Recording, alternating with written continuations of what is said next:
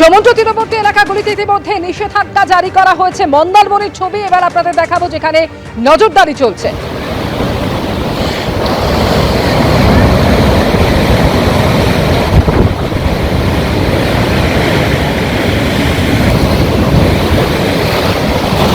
থেকে আপনার উড়িষ্যা কোস্ট এবং ওয়েস্ট বেঙ্গল কোস্ট থেকে আগামীকাল থেকে ফিশারম্যানদের জন্য ওয়ার্নিং দেওয়া হয়েছে। আর সি কন্ডিশন আপনার রাফ থেকে ভেরি রাফ হওয়ার সম্ভাবনা আছে এবং ফিশারম্যানদেরকে অ্যাডভাইস করা হচ্ছে তারা যেন 27 তারিখকে আপনার 27 তারিখকে যেন আপনার ডিপ সিতে ভেঞ্চার না করে, এটা উড়িষ্যা কোস্টে, এবং 28 থেকে 31 তারিখ পর্যন্ত ওয়েস্ট বেঙ্গল কোস্টে যেন ডিপ সিতে ভেঞ্চার না করে। এবং যারা অলরেডি গেছে তাদেরকে আজকেই রাত্রের মধ্যে ফিরে আসার জন্য অ্যাডভাইস করা হচ্ছে। বঙ্গোপসাগরে ঘনীভূত হচ্ছে গভীর নিম্নচাপ, একই সঙ্গে চলছে অমাবস্যার ভরা কোটাল। নিম্নচাপ এবং ভরা কোটালের জেরে আগামী 30শে মে পর্যন্ত বজ্র বিদ্যুৎ সহ ভারী থেকে অতি ভারী বৃষ্টি হওয়ার সম্ভাবনা রয়েছে এবং নদী ও সমুদ্রে জলোচ্ছ্বাস হতে পারে।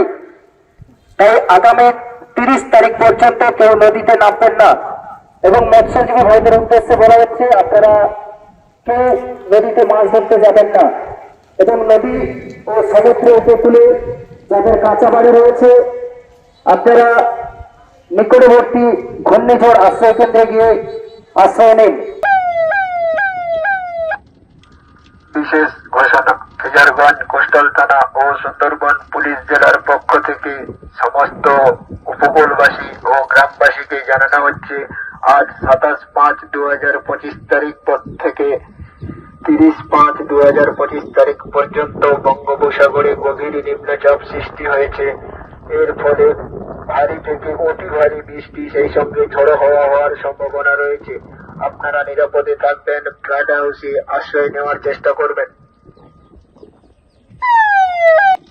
বিশেষ ঘোষণা। ফিজারগঞ্জ থানা ও সুন্দরবন পুলিশ জেলার পক্ষ থেকে সমস্ত মৎস্যজীবীকে জানানো হচ্ছে আজ 27/5/2025 থেকে 30/5/2025 তারিখ পর্যন্ত বঙ্গোপসাগরে গভীর নিম্নচাপ সৃষ্টি হয়েছে।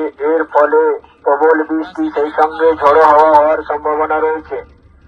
আপনারা কেউ জলে নামবেন না, প্রয়োজনে ফ্ল্যাট হাউসে আশ্রয় নেবেন। বঙ্গোপসাগরে ঘনীভূত নিম্নচাপের প্রভাবে আগামী কয়েকদিন সমুদ্র উত্তাল থাকবে।